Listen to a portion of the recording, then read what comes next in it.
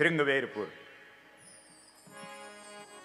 जो गंगा जी के किनारे छोटा सा गांव है, जो भगवान राम के आतिथ्य करने से, उनकी मेहमानदारी करने से, उनके स्वागत करने से अब गांव नहीं रहा, अब क्या बन गया? पुर, नगर। बहुत अच्छा। उसमें कुछ लोगों ने उधार लेकर के अपनी नाव को सजाया है, क्योंकि हो सकता है कल मेरी बारी आ जाए और मेरी ही नाव पर राम बैठ जाए। कमाल।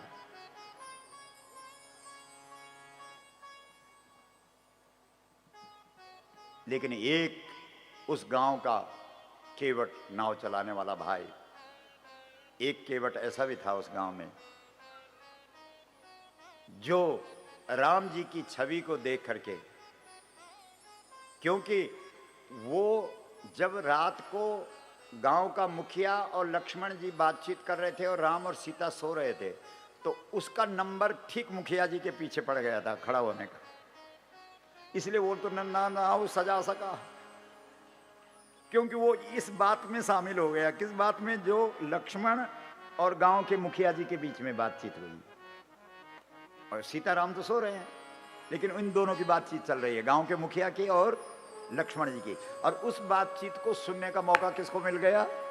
वो जो एक केवट है नाव वाला, जिसकी नाव नहीं सजी, बाकी पूरे गांव वाले रात भर लगे रहे नाव सजाने में, लेकिन वो बेचारा वहीं चर्चा में शामिल हो गया, इसलिए उसको मौका नहीं मिला अपनी नाव सजाने का। और इतने में रात खुल गई, और रात खुल गई तो रात खुल गई, तो वो तो समझ गया कि ठीक है भाई, लोगों ने तो तैयारी की है, उनकी नाव में राम जी बैठेंगे, मेरा नंबर तो कहीं आना नहीं है, वो चुपचाप अपना बैठ गया। राम जी ने समस्त सजी हुई नावों को छोड़ दिया। सुनो ध्यान से, जब तुम किसी कथा में शामिल होते हो, किसी वार्ता सत्संग में शामिल होते हो, तो उसका कितना महत्व है कि तुमने वृंदावन बिहारी का कितने लाखों का श्रृंगार किया, उसका महत्व नहीं है, तुमने कथा में कितना समय दिया, उसका महत्व है।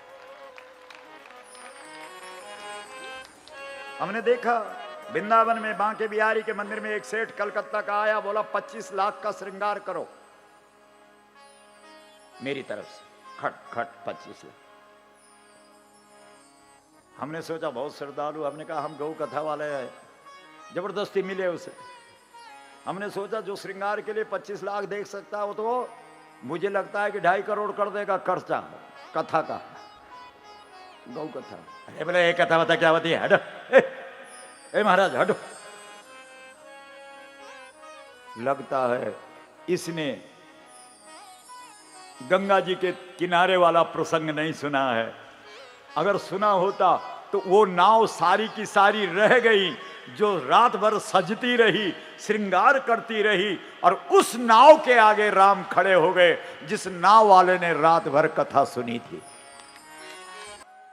तो वो बेचारा पतला तो था ही, तो गोह के प्रधान के पीछे खड़ा था, जितने कैमरे चले कोई उसका फोटो नहीं ले पाया, और सबसे बड़ी बात यह हो गई कि कथा भी सुनी और फोटो भी नहीं आया, कमाल कर गया, इसीलिए राम उसकी नाव के आगे भिखारी बन गया। वाह।